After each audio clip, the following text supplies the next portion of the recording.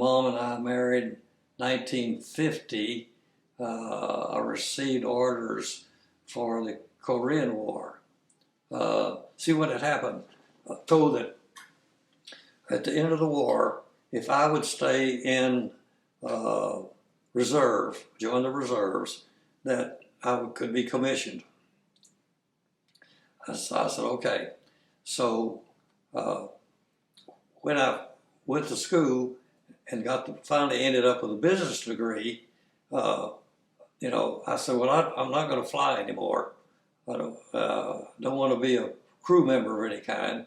So I was commissioned as a supply officer. And so I was a ensign, 19 in the reserve, and 48, 49, 50. So I was recalled and promoted to Lieutenant JG.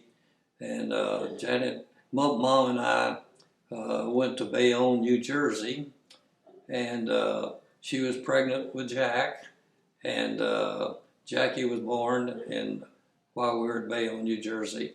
And we spent 4 months there at supply school. And after we finished supply school, Jack was just a baby, and so Mom and I had driven up there in our first car, an old Chevrolet, 1947 Chevrolet.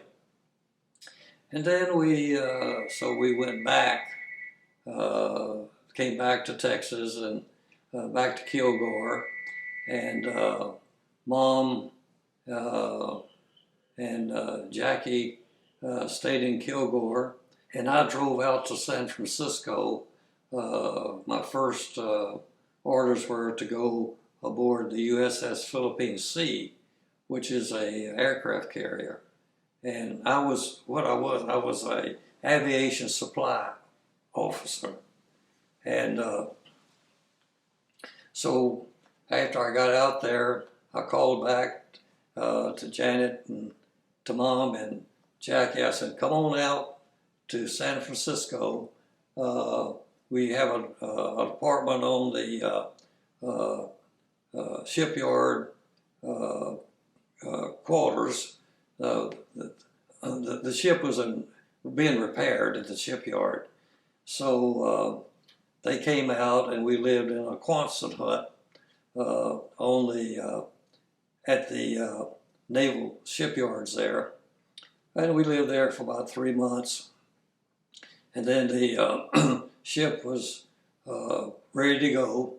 So it was going down to San Diego to start, getting the air crews and training the air crews. And it was an operational ship then after all the repairs. So the skipper allowed me to drive from San Francisco down to San Diego with Mom and Jackie, and so we drove down there, and then we started the ship was docked at North Island Naval Base in San Diego, and so we spent, about 2.5 months training the air crews. Every day we'd go out, and the squadrons would practice taking off and landing on the carrier, And so we had a real nice apartment over on, I can't say the name of the little town now, but it's a beautiful little town just north of San Diego. And in fact, we spent Christmas there. And then shortly after Christmas, the ship received orders to proceed to Korea. So Mom and Jackie flew back to Kilgore to stay with Grandma and Grandpa. And so the ship headed for Korea. we stopped in Hawaii for a few days, and then on to Korea. Of course, we were Yokosuka Naval Base was in Tokyo Bay, just south of Yokohama. Tokyo, and south of Tokyo, Yokohama, down to Kyushu. We're not Kyushu. Okay. Can't remember the name. Kyushu was the big island I talked about earlier. But anyhow, we went into the naval base there south of Yokohama. And then after a few days, we took off for Korea. And we had, each carrier had four destroyers with it. That was a squadron of destroyers with each carrier. And we had two carriers operating together off of Korea. And of course, the planes were flying every day over Korea. And a lot of them got shot up. And, we had, very active air crews, and they did a great job over North Korea. Then after a month, two more carriers came out and relieved us, and we went back to Japan, to the naval base there, and for a little R&R, recreation they called it, and refueled and ammo and everything else, doing repairs and such as that. And we got to stay 2 weeks at the base there before returning to what we call the line at Korea. And in the meantime, one of our destroyers in our squadron had lost a supply officer. And so I was one of the junior supply officers aboard the carrier. In fact, I was the paymaster.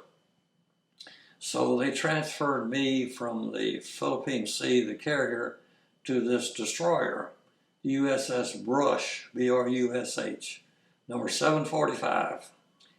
And so the Brush was still out off of Korea at the time. So I had to wait 2 weeks for it to come in. And so while I was that 2 weeks, I had a good experience being able to travel around Japan, around the Tokyo area and the Tokyo Bay area, and got to go to a R&R hotel for a few days, which was really, really nice. And got to made a friend with one of the chaplains, the Navy chaplain, and he invited me one day to go up to Yokohama to visit a minister that he had met in the States. And this minister had trained back in the late 20s and 30s in Michigan. We went to a Baptist seminary up in Detroit area. Then he went back to Japan, but he didn't. He started a what they call free evangelical Protestant church in Japan, and he was really a wonderful guy. So we got to visit with him in his home several times, and we had lunch with him in his home, and also we had the privilege of being in on a conference he had in his home with Catholic priests, Baptist minister, Methodist minister, and a Shinto guy, a Shinto priests, they call them. And it was quite interesting sitting there listening to all these different denominations in there and sitting on the floor with your legs folded. Very uncomfortable for myself and the other minister that was with me. But those guys would sit there for 2 hours and not unfold their legs or even move, you know. It was very unusual, but quite an experience. But anyhow, I was transferred. Finally, the brush came in, and I took over as fly officer aboard the destroyer, and we had to go out one more time for a month off of North Korea aboard that destroyer. And I spent a lot of time eating crackers and in the sack because those destroyers would roll so much, and I was seasick about half the time. But our destroyer, what it would do, would pull in close to the shoreline, and our 5-inch guns all day would be pounding their rail lines and their tunnels. And we were in range of some of their artillery, so we had to be careful of just how close we did get. And a few times we got a couple of shells hit the ship, but did very little damage. And also we had to pick up a couple of downed pilots that were shot down, and spent a month, and then we went back to Japan, and it was time then for that squadron of ships and the aircraft carrier, the Phil C, to come back to the States. So we headed back, came back to Hawaii for a couple of days, and then back to San Diego. So about that time, 2 years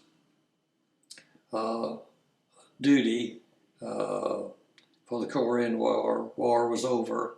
So by that time, oh yeah, while I was out at sea aboard the carrier, I got a message from Grandpa Felsman telling me that Joanne had been born. And that was quite an experience when I got that message from him. Back in those days, it'd take about 2 days for a crypto message to come from San Francisco to a ship. And so I got this crypto message that another officer the crypto officer came down and said, "Puryear," he says, "you have a baby girl." I said, "Oh, I do?" Of course, we were expecting Joanne. And so when the ship came in to San Diego, Janet and Grandma and Grandma were on the dock there with Jack and Joanne. And it was quite a wonderful reunion. It was really something. While out there, I will tell you one story that happened while I went aboard off the aircraft carrier to destroyer. Keep in mind, I was in the Naval Air, and I had wings, and I had air medals. I had campaign medal with 7 campaigns, and so I reported aboard that destroyer, and they had a skipper aboard that wasn't the friendliest guy in the Navy. So I reported aboard, and the first thing an officer does when he goes aboard a ship, he reports to the commanding officer. So I walked into the skipper, he was a full commander. I walked into the commander's office, and the first thing he looked at me, he says, "Puryear," he says, "take those wings off. What are you doing wearing air medals?" He said, "You're a supply officer. You don't deserve air medals. You don't deserve 7 campaigns on the Pacific War. He said, how in the world could you ever get that? He says, take those off. I'll order you right now, take them off. I said, Skipper, please. I said, look at my personnel records. And you always carry your personnel records with you. And I already handed and put them on his desk, you know. And I said, please look at my personnel records. So he looked it up, opened up my personnel records and saw that, yeah, I was entitled to my wings. I was entitled to 7 campaign ribbons, you know, and all that. And he said, okay, Puryear, get out of here. He's just that kind of guy. So he said, go see the executive officer. So I went to see the executive officer, and he was a nice old boy. He says, I apologize for our skipper. He said that we've had a problem. And so at the wardroom at dinner every night, you know, each officer stands behind his chair and waits for the skipper to come in and be seated. Then he says, be seated, gentlemen. And then everybody sits down. So that first night, he said, sit down, gentlemen, except Puryear, pointed at me. Then he lambasted me for wearing my wings and my Pacific Theater with 7 campaign stars. And he said, as a supply officer, he shouldn't even be wearing them. So then he just really laid it on. And of course, all the other officers all had similar experiences, so they were all very sympathetic. And he finally said, Puryear, sit down. So I sat down. So I didn't have very good relations with him while aboard the destroyer. But what happened, before I left the Supply Corps School, we were told that some of the skippers of particularly of the naval ships, when they go into Hong Kong for R&R, that merchants come out to the ships and they say, Skipper, you tell your supply officer to buy so many bolts of silk, so many bolts of wool material. He says, I give you a new suit. I give you a new sport coat. I give you a new pair of slacks. So the skipper told the supply officer before me that he was supposed to buy so many bolts of material, so many bolts, you know, of wool, so many bolts of silk, you know, from this merchant, so the skipper could get these new clothes. And like I say, we'd been warned about that at the supply school before we left. And the fact they put out an order that said that the supply officer shall refuse to take over that material when you report aboard. The supply officer, it's the supply officer and the skipper of the ship to take charge of those materials. You supply officer, don't you sign anything to receive that inventory. See, supply officer goes aboard, he relieves another supply officer, and there's money aboard, there's all the supplies, all the fuel and everything that is signed from the previous supply officer to the incoming supply officer. So I signed the documents to receive everything aboard except that material. So you can guess what happened. The supply officer had to go tell the skipper that I would not take responsibility for the material. Boy, he called me in and he stood me against the wall and he ate me out from top to bottom. And I said, I'm sorry, skipper. I said, I'm going to refer you to a Navy order that says that I do not have to receive that material. Because there's no way these sailors aboard this ship are going to buy all these rolls of big bolts of wool cloth and silk cloth. You know, I think a couple of officers had bought 1 or 2 boats, but there was another 20-something bolts of material down there. So, and also the executive officer referred him to an order that had been published for each ship not to purchase that material, which the skipper seemed to not know anything about it.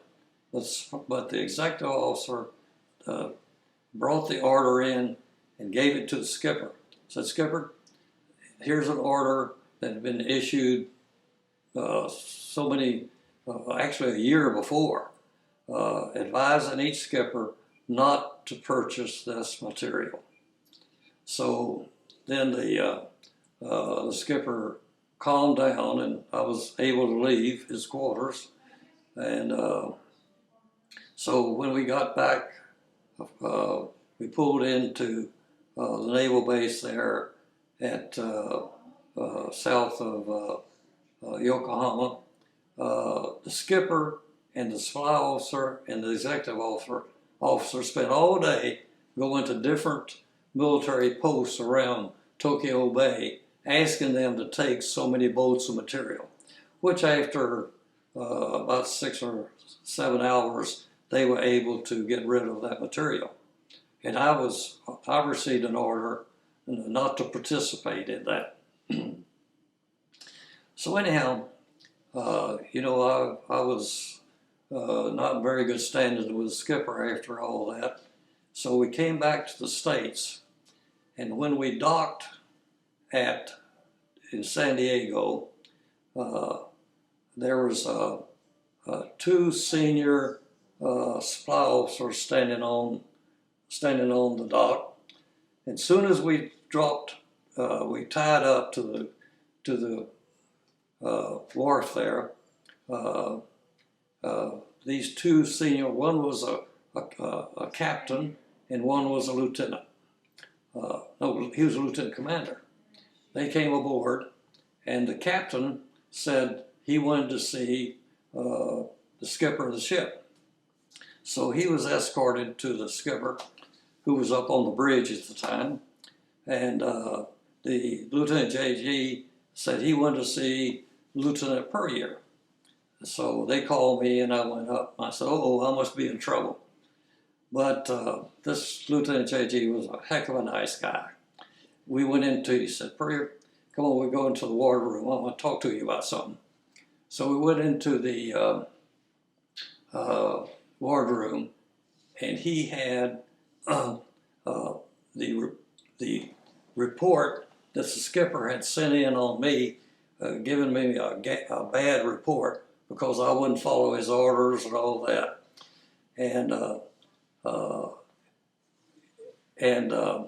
But the Navy knew what happened. They knew that they found out that the skipper had bought this material and tried to make me take it. So the skipper's, your command officer writes a evaluation of every officer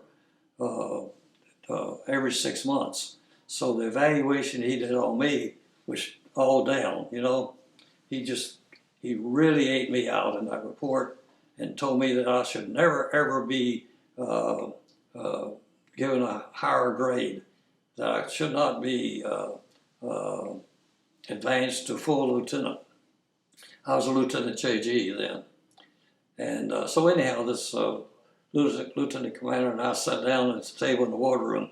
He said, "Puryear," he said, "read this report your skipper sent in on you." So I read it, and I said, "Oh my gosh." I said, "I guess I'm going to go to the brig." He said, "No." He took it. He said, "Look," he said, "I'm tearing this up." He said, "The captain is up there in the skipper's office right now, and he's losing command of this ship, and he's the one that will never be advanced in grade again." He said, "In fact, he's going to be escorted off the ship in the next few minutes."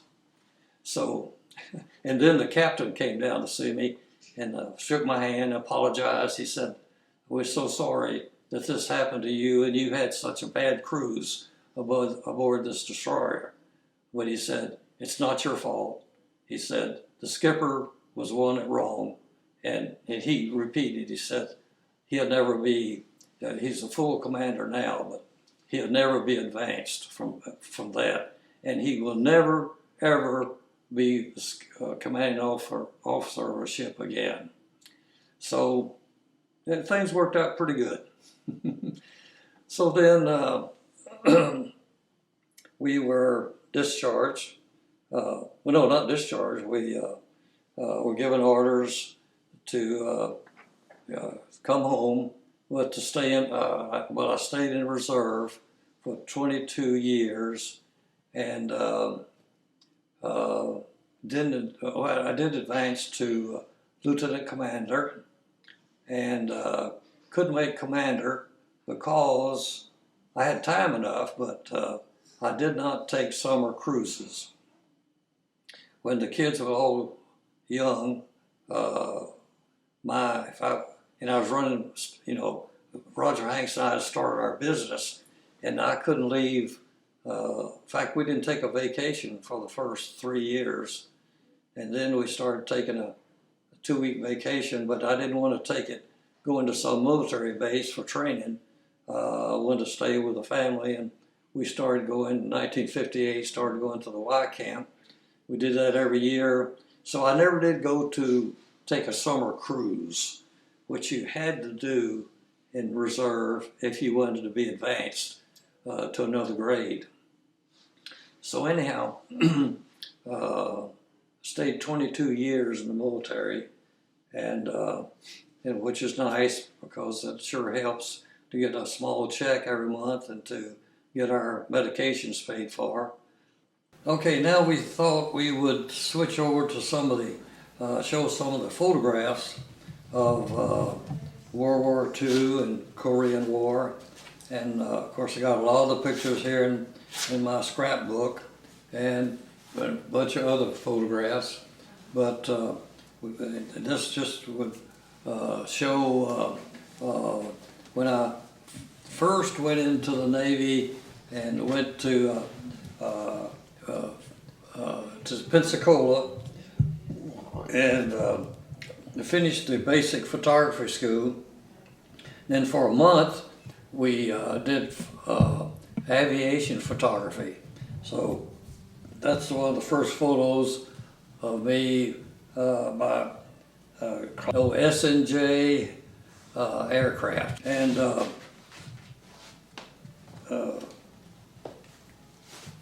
this is just basic photography. We did all kind of, the old speed graphic was the workhorse of photography back in the 1930s and 40s. And here we always have a map of where we're going to go and targets we need to photograph next to the S&J aircraft. And so that was basic training in Pensacola. And this was my first B-24 crew.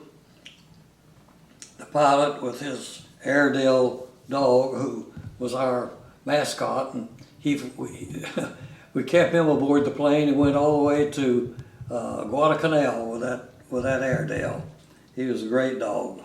And this one shows the different Fairchild cameras that we used aboard the aircraft, and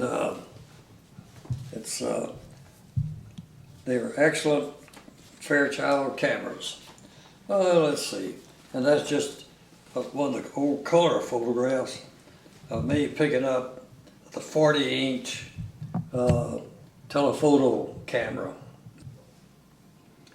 Right, and these photographs are just different ones of our crew on the first crew, but just before we left for Guadalcanal. And I think this is kind of interesting here. Let me see, which way are we? That shows the cameras that are mounted in the bomb bay. And then this shows the electronic controls for the cameras. and that was me there. It was flying at 20,000 feet. When you get above 10,000 feet, you have to put on an oxygen mask. So we're flying at 20,000 feet, we always had to have that oxygen mask on. Let's see, what else in here might be of interest? Oh yeah, there's, let's see. Let's look at, this is there, these guys, the Corsairs, would fly with us on some of the islands down in the South Pacific off of Guadalcanal. And you can see all of them have already shot down. This one shot down 16 Jap aircraft. And what they would do, if they were going to fly with us, the day before they'd call us or come over to our squadron and say, hey guys, we're going to fly with you. Would you take our picture? So that they'd fly up alongside of us, and we'd shoot photographs of them out of our waist hatch on the side. And let me see something. One of these guys turned out to be a big ace. This is Fighter Squadron 17. Like I say, we're always happy to see those guys come around because they really helped us out when we were doing some of the bypassed islands. And on Guadalcanal, this is a typical briefing where the skipper, the night before, would go on a mission.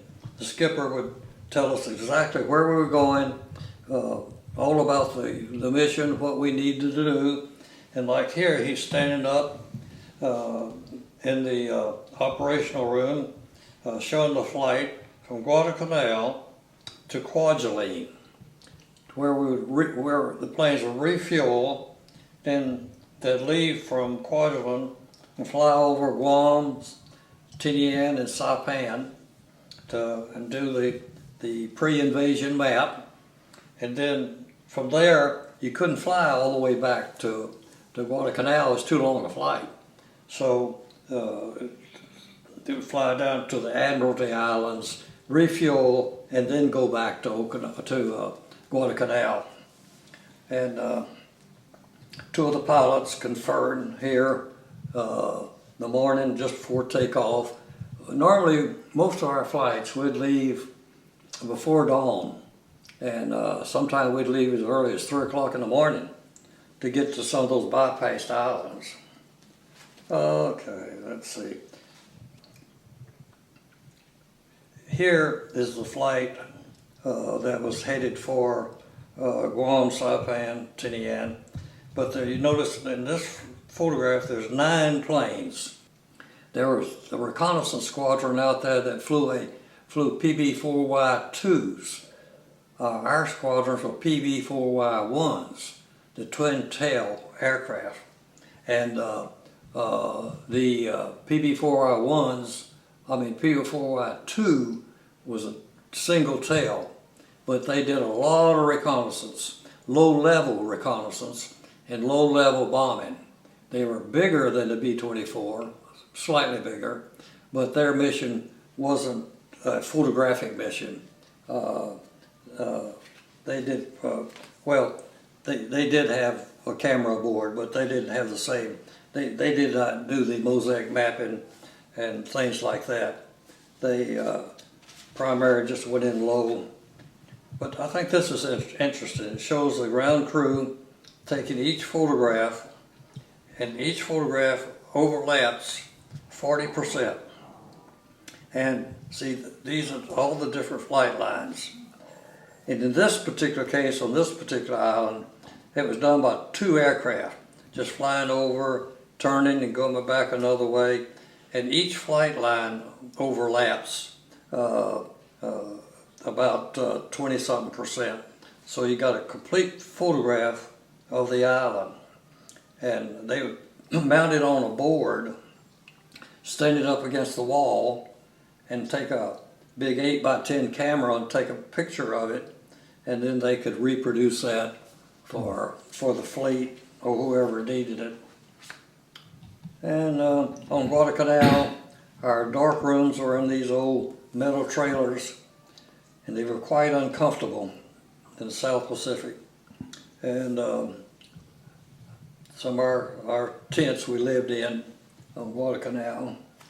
And the chief, that's the chief of the of the Navy, the natives there and on Guadalcanal. And he was a very friendly guy. Quite often he'd come back and want another print of this portrait that the ground crew took of him. And they'd come down the river there in Guadalcanal on their little canoes. Okay, well let's switch over and go ahead. We don't try to go through all these. While we were there, Bob Hope and his group were there to entertain us, and then so we got to see Bob Hope on Guadalcanal, and then we were flying up to the Admiralties the next day, so we escorted their two planes up to the Admiralties. So we got to see them at the Admiralties the next night too, the next day. So we got to see them twice. And now this, we came back to, like I told you, we came back to the States and got new planes and new crew members. And we got the new type B-24, the Model J, which was a heck of a lot better, much better than the old, I can't even remember the name of the old first B-24s, but this crew and with our new plane was much better. Our pilot, Lieutenant Crook, he first joined the Navy in 1940, and I think he was only 17 years old, and he went into aviation, and he was in the first squadron of enlisted men they formed a squadron of not officers flying the planes, but enlisted men. So he came up through the ranks. He started out flying all kinds of small planes, and then he went to the multi-engine school, and but he was a great pilot. He been coming up through the ranks and been an enlisted pilot, but by the time he got to our plane crew and our pilot, he was a full lieutenant. And like I told you earlier, that on Iwo Jima, I found the gravesite of my friend Dale Broussard, and this is the cover of the little booklet I made for the family, which I told you they still have.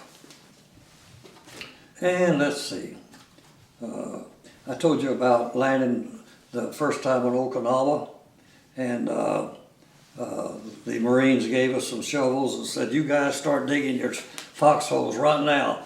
We said, "Oh, we're tired. We had a long flight, and we'll wait and do it in the morning. We'll dig our foxholes tomorrow." Boy, that night, as soon as the sun was going down, the Jap kamikazes started coming in, and bombers, and the big 40 millimeter anti-aircraft gun right next to our tent started firing away.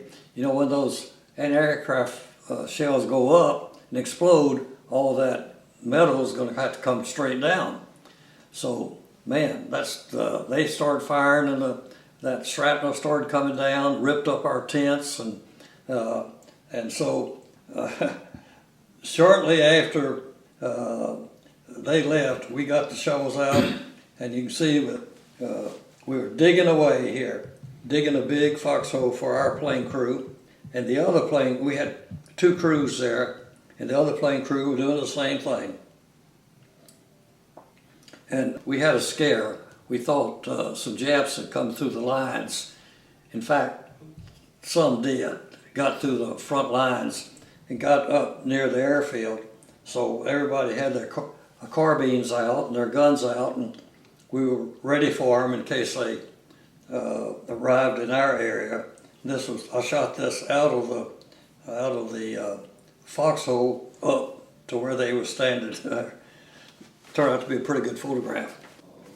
This photograph of the surrender aboard the Missouri was taken by one of the ground crew photographers from our squadron. So he got this photograph of Nimitz and a bunch of them here with MacArthur and the Japanese diplomats signing the treaty.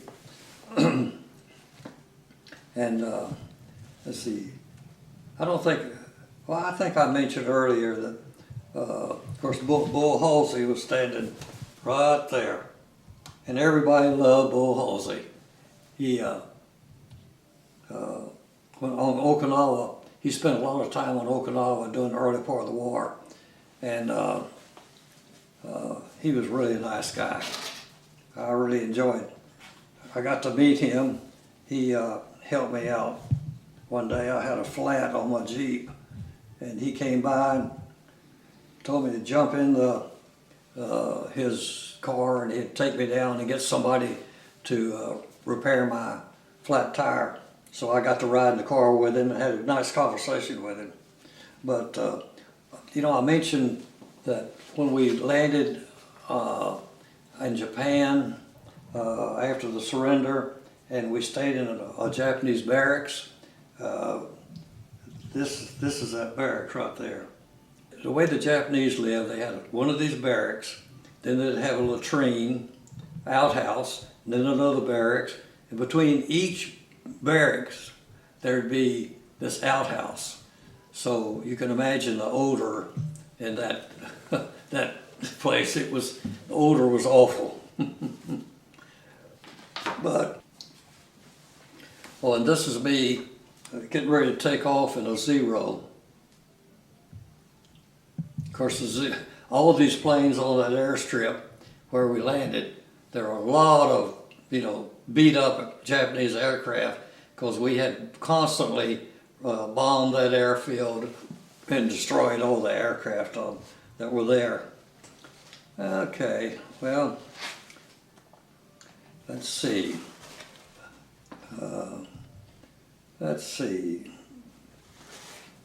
Yeah, doing the when I recall for Korea, this was me sitting in my paymaster office aboard the Philippine Sea, and let's see. I mentioned that I got to spend some time in the home of one of the Japanese ministers. And I got a good picture here of Dr. Matsuo, and he was, like I say, one of the nicest guys I've ever met. Here he is outside of his home, and this is me and Dr. Matsuo and one of his grandchildren. Really enjoyed meeting that guy. One of the greatest guys I think I've ever met. And he, of course, he was against the war from the start because he had taken his training in the States, and he didn't agree with the warlords. Okay, I think that's enough of the photographs, or let's turn it off right now. Okay.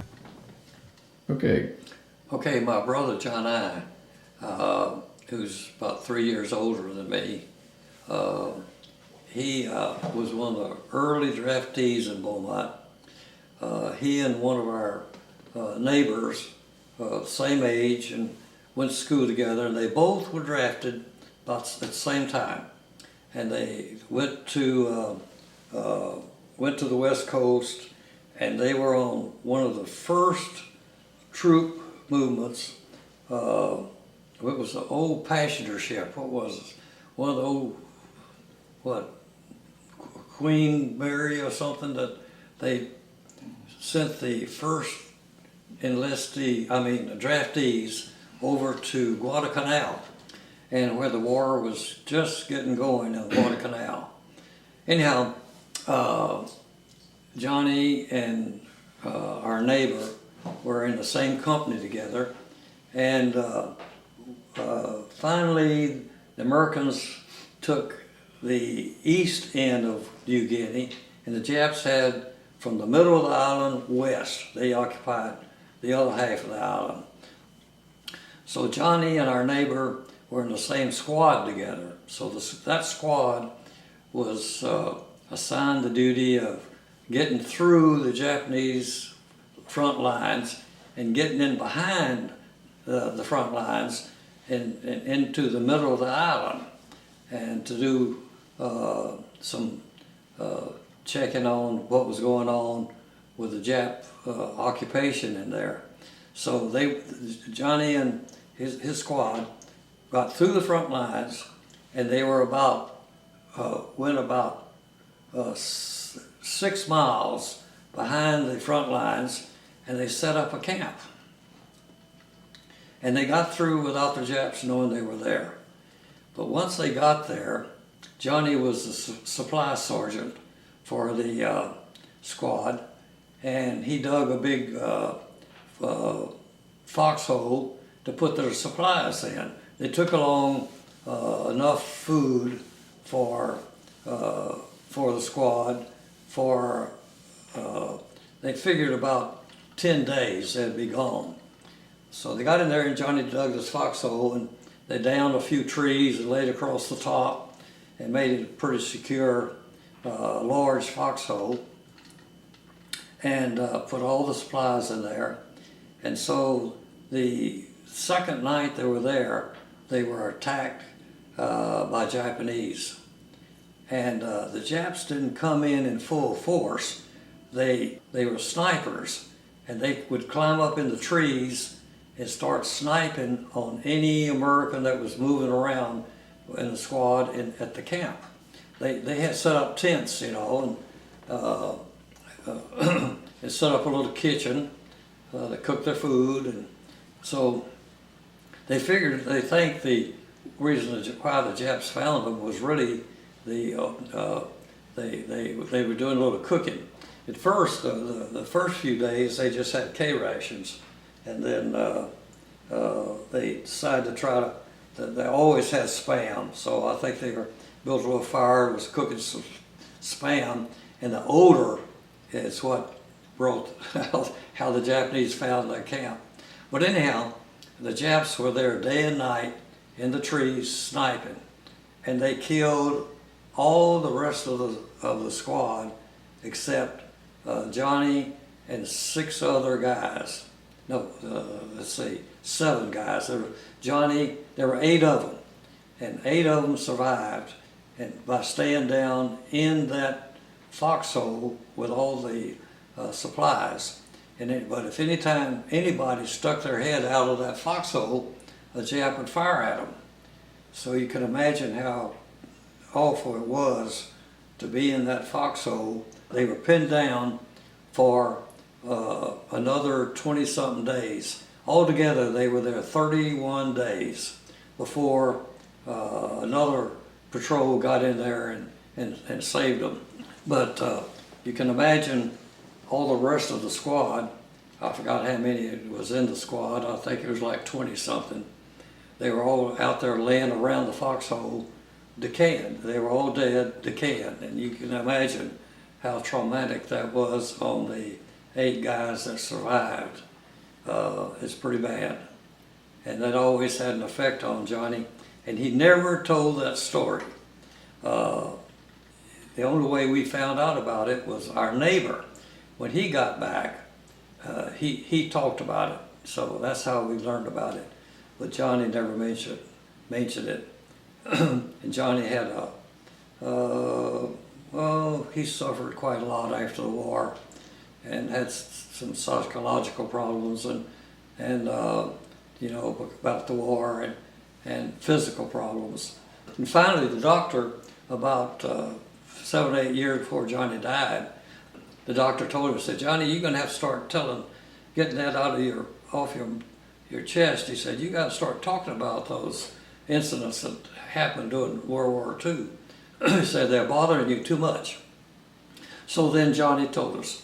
And then the next incident that was very traumatic, well, next two problems. When we had the mission to fly over Palau Island to do the invasion maps of Palau, we couldn't get there. It was too far away from the Admiralties and from Bougainville, all our advanced bases, and really much too far from Guadalcanal. So we needed a little air base somewhere in New Guinea. So the Japs had a little island called Wakdi, W-A-K-D-E, Wakdi, off the northern coast of New Guinea, off the area that they occupied. And it was just a small airstrip, about 5,000 foot airstrip, and just a very small island. The island was about a mile across and not more than a mile and a half long. And all it had on there was that airstrip. But we needed that airstrip, and not only us, but other patrol planes preparing for the invasion of Palau. And so Johnny's company was assigned to go from New Guinea up to Wakdi, and it was an active Japanese air base. So they took the island and secured the air base for us to use. And so about a week after they secured the island, they found that they were in range of heavy artillery from the coast of New Guinea over to Wakdi.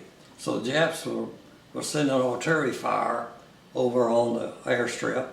So Johnny and his outfit went ashore, I think is about only less than a mile across a bay to the mainland. And they set up a perimeter. They pushed the Japs back that were there, and they secured a semicircle secure spot just on the mainland from our airfield. And they just had a semicircle up there. They set up a perimeter, and they of course had to keep full-time troops out there keeping the Japs back. Finally the Japs left, and one night Johnny was asleep in his tent, and all of a sudden he heard rifle fire. So he jumped up. He said, "Oh gosh, I guess the Japs are coming back." So he got his rifle and put his shoes on, ran out to the front line there, the guys that were out there were just firing and stuff. You could see figures moving back in the jungle, and they would, every time something moved, they'd shoot it, and they thought it was the Japanese. And so after a while, everything quieted down. Oh, I left out one part. When the Japanese would attack an American base or patrol somewhere, they'd come in screaming, hollering as loud as they could, screaming loud as they could, and that was, you knew that the Japs were attacking when you heard them start to scream and holler. And so what happened, before the firing started, everybody heard this screaming and hollering, and they saw movement back in the jungle. They said, "Oh, here come the Japs," you know. So all the guys jumped up with their carbines and started firing at everything that moved, and all of a sudden everything quieted down. But it was still dark, middle of the night. So the next morning when the sun came up, Johnny and all the troops were there waiting to see if the Japs would attack again, but they didn't. So when the sun came out, they walked out there in the field, in the jungle, and what they found were these huge monkeys that are about 4.5 feet tall, big monkeys, almost life size. Where when this group of monkeys were going through the jungle, they sensed the Americans over there where Johnny and the company was. So they started screaming and hollering. And so that's when Johnny's company started firing on them, thinking they were Japs. So they went out there, and they were just, Johnny couldn't remember the number of dead apes or monkeys that were out there, but there's a large number. And some of the female monkeys were there picking up the babies. There were some young ones and little ones. And they said they all cried because watching those females picking up the little ones, and if they were dead, they would put them back down. But they found some little ones that were still alive because they were firing at the big, the big monkeys. They didn't see the little monkeys down there.